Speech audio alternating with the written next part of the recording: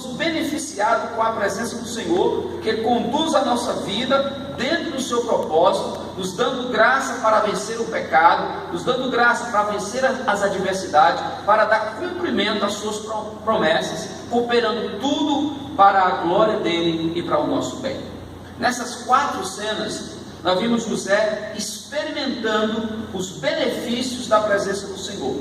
E nós vamos ver o primeiro benefício de José, que José experimenta, é na sua situação de escravo.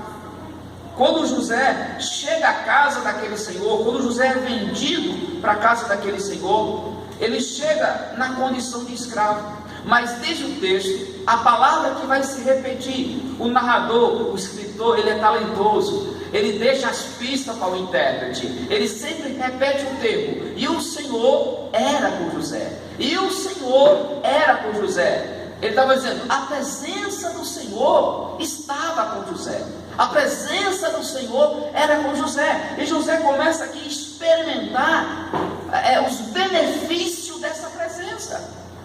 E na condição de escravo, uma condição inferior, Deus faz ele prosperar. Primeiro, eu divido aqui, eu vejo Deus prosperando José, dentro dessa condição de escravo, em 3 sequências, subordinada ao primeiro tópico desse sermão.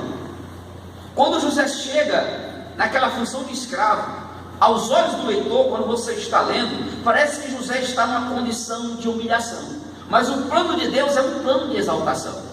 José não foi vendido a qualquer pessoa, ele foi vendido ao capitão da guarda, o oficial de Faraó, que nós poderíamos dizer que seria aquele secretário de segurança pública, aquele representante do governo.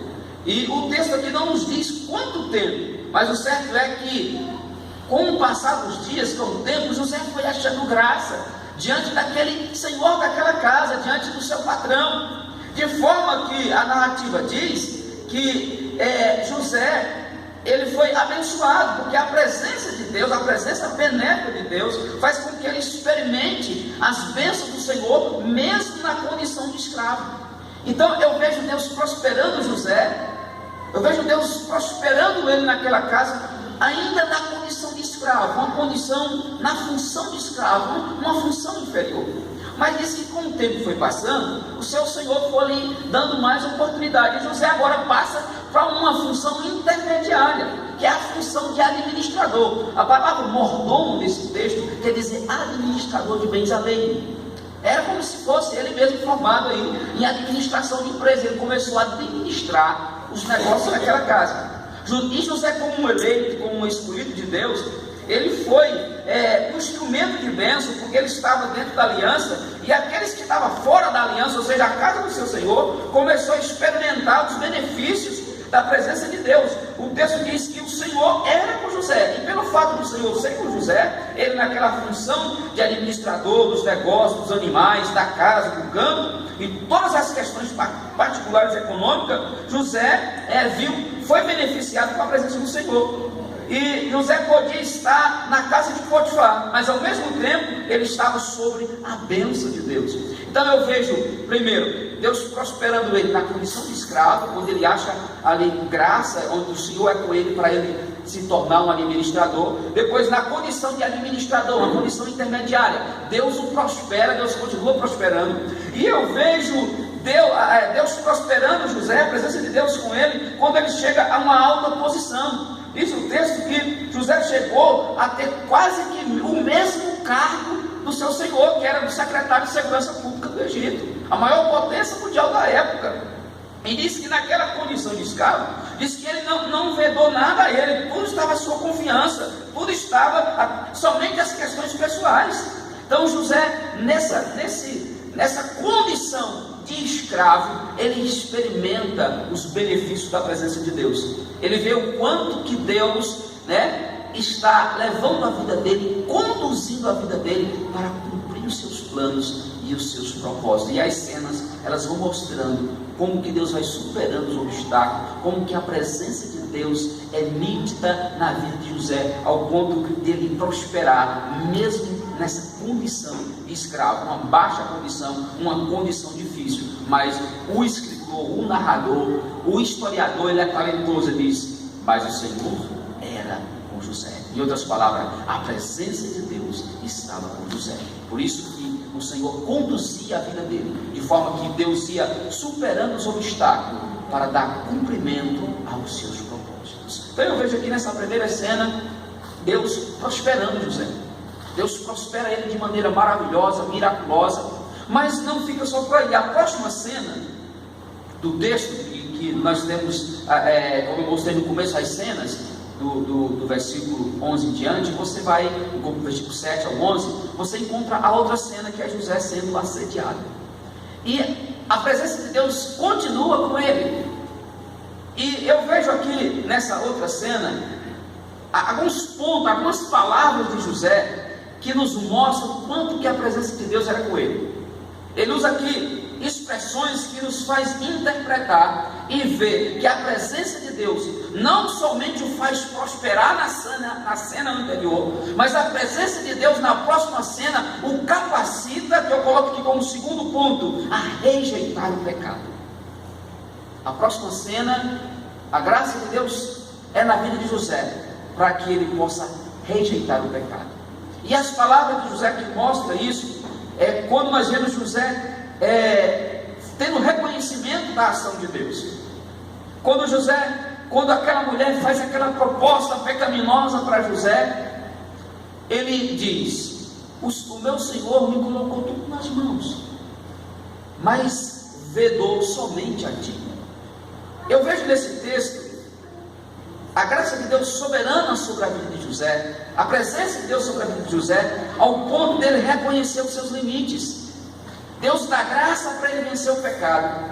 E ele como um jovem que está na presença de Deus, ele reconhece os seus limites. Ele diz: olha, tudo me é confiado, exceto você. Observe que os episódios da cena anterior diz que ele era famoso e de boa aparência. O escritor escreve isso para mostrar a razão pela qual ele seria assediado posteriormente. José, ele era de uma posição elevada, ele tinha dinheiro, ele tinha alta posição, ele tinha boa aparência, ou seja, ele era um prato perfeito para o pecado. Mas quando você olha a graça de Deus, a presença de Deus na vida dele, diante daquele assédio, diante daquela situação, a resposta dele foi enfática, revela o caráter, ao reconhecer os seus limites. O meu Senhor não é maior do que eu nesta casa, mas uma coisa ele me privou, e essa coisa, ou esse ser, ou algo, é você. Observe que a razão de José agir desta forma, reconhecer os seus limites, rejeitar o pecado, não tem outra explicação senão a presença de Deus na vida dele, dando graça, o beneficiando para que ele não se entregasse ao pecado, para que ele não se curvasse diante das tentações. Mas a cena não para por aí, as palavras dele são mais profundas. Depois ele diz: olha, como eu cometeria tamanha maldade? Nessa frase José está reconhecendo a gravidade do adultério. Ele reconhece a presença de Deus, é capaz de falar do coração dele, para ele rejeitar o pecado, reconhecendo que aquilo era uma gravidade, e que esse pecado era uma maldade, e ele não poderia se envolver com isso. A expressão tamanha maldade mostra que José possuía convicções que refletem o seu relacionamento com Deus. O escritor Sarna, ele escreve da seguinte forma: na sua excelência moral, ou a excelência moral de José pode ser apreciada ainda mais quando alguém tiver na lembrança que ele era um escravo e que a promiscuidade sexual era algo comum naquela sociedade escravagista. Ou seja, quando nós olhamos para o contexto disso aqui, um escravo jamais rejeitaria um assédio, uma condição dessa, pela cultura da época. A única explicação que tem para uma história, para uma narrativa dessa, num contexto da época, é porque a presença de Deus era com ele, a graça de Deus era com ele. Ele experimenta o benefício da presença de Deus. E o segundo benefício que eu estou falando aqui é que a graça de Deus é capaz de dar força para que ele possa rejeitar o pecado, reconhecendo os seus limites, reconhecendo a gravidade do adultério.